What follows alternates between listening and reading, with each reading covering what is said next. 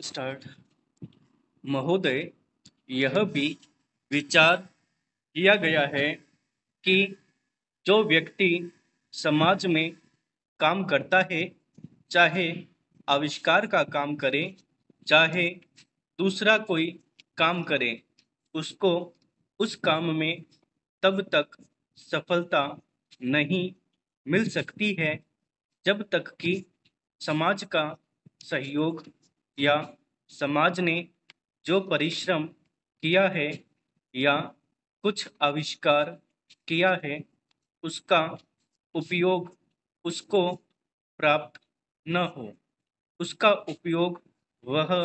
न कर सके। इसलिए जब भी कोई व्यक्ति किसी वस्तु का आविष्कार करता है तो आविष्कार करने में न केवल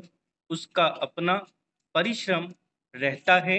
लेकिन साथ ही साथ समाज ने जो काम किया होता है, चाहे विज्ञान के क्षेत्र में या प्रौद्योगिकी के क्षेत्र में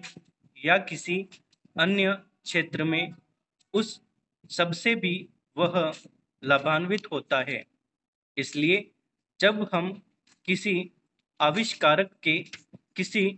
आविष्कारक के अधिकार की रक्षा करना चाहते हैं तो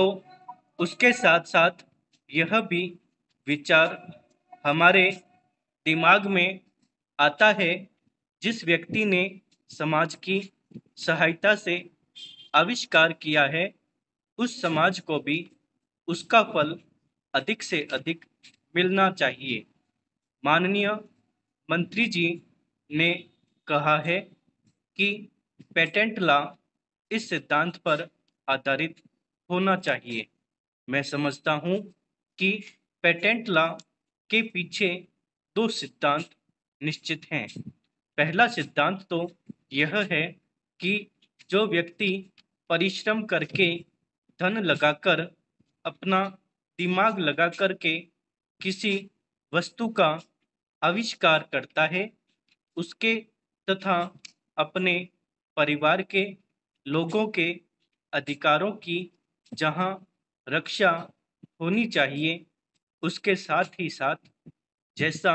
मैंने अभी कहा है,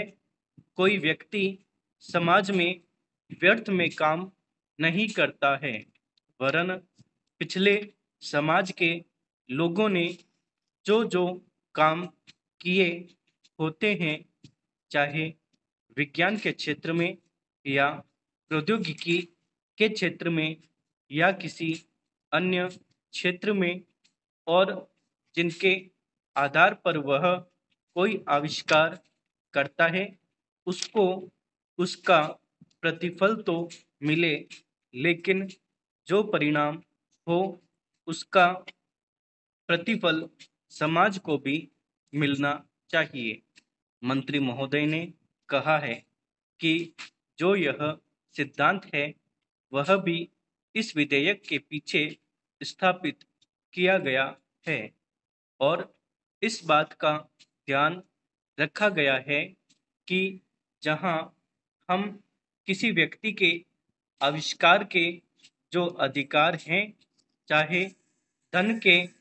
उपार्जन का अधिकार हो या प्रतिष्ठा